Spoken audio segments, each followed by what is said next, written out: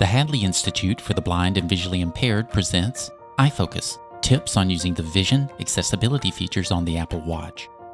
In today's installment, we'll look at the Apple Watch face.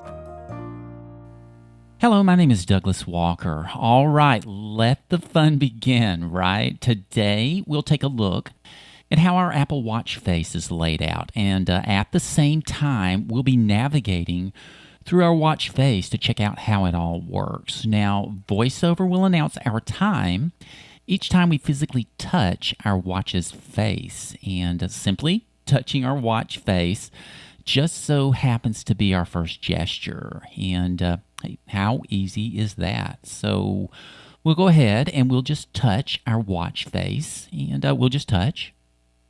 It's 9:43. And we heard Mickey Mouse announce our time. Yeah, we're currently using our Mickey Mouse watch face. Hey, we finally have a Mickey Mouse watch that's totally accessible. And hey, how great is that? You know, it's really nice to know that we have tons of different watch faces in which to choose from.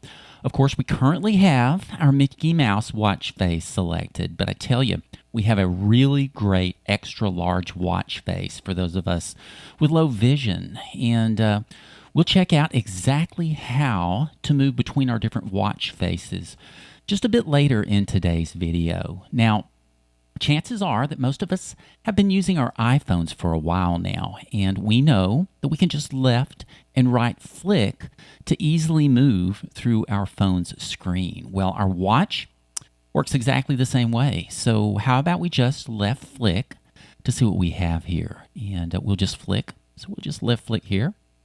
35 degrees. Great. Here we have our weather complication, and it's right here in the top right-hand corner of our screen, or in our watch face here.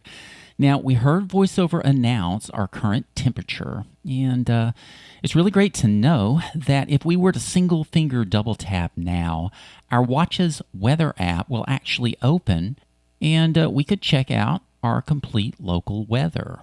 That's pretty great. All right, so how about we go ahead and we just left flick from here. So we'll just left flick again. Unread notifications. Status bar item. Great. VoiceOver announced that we have unread notifications. Now, we aren't going to be checking out our notifications today. However, it's our lucky day because we just so happen to have an iFocus Apple Watch video called Accessing Our Notification Center. So you just might want to check out that video as well. All right, we'll just go ahead and we'll just left flick from here, and we'll move to our next complication. So we'll just left flick. 89% battery power. Okay, and here we find our battery complication right here in the top left corner of our watch's face. And so, you know, that's really kind of nice to know there. Okay, so I believe we've reached the very top complication in our watch face. But we'll go ahead and just left flick again to make sure. So we'll just left flick. 89% battery power.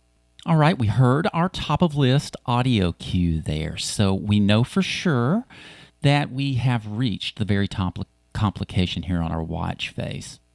Okay, so we have one more complication at the very bottom of our watch's face here. So we'll go ahead and we'll just right flick a few times until we get to it. And so we'll just right flick through our watch face here. Unread notifications. And there's our Status bar notifications item. again, right up there in our status bar. So we'll right flick again. 35 degrees. And of course, there's our weather again in the top right corner. We'll right flick again. It's 9:47. And there's Mickey Mouse again. So we'll right flick one more time here. 9:30 a.m. program operations meeting. Yeah, and here we find our calendar complication, and we're told today's next calendar event, which is super great for us. And of course, we know that if we were to just single finger double tap, our watch's calendar app would open right up for us. All right, so that should be our last complication here on our watch face. However, we'll just right flick one more time to make sure. And so we'll just right flick here. 9:30 a.m. program operations meeting. Okay, we heard our end of list audio cue, or in this case, our end of watch face audio cue. Yeah, we're probably already beginning to see how navigating our watch face is very similar to how we navigate through our iPhone. We can actually accomplish quite a bit with just a few gestures. Okay, so that pretty much covers how to navigate all of the complications here on our watch face. However, we're going to quickly check out one more gesture today. And this is our gesture for moving through our different watch faces. Now, this might just take a bit of practice, but it's a super handy gesture to know. Now, to move between our different watch faces, we will want to use our 2-finger left and right flick gesture. So let's give it a try. We'll just flick to our left with 2 fingers here. And so we'll just flick. X large. Page 2 of 3.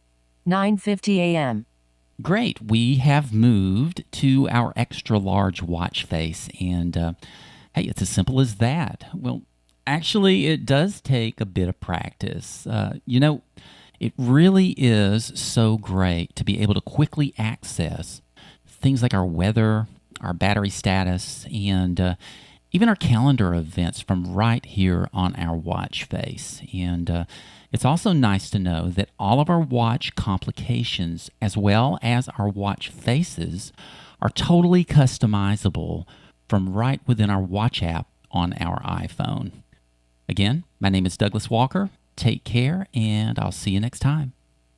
For more from the iFocus series, including many other topics of interest to individuals with vision loss, visit the Videos at Hadley page on the Hadley Institute for the Blind and Visually Impaired website at www.hadley.edu.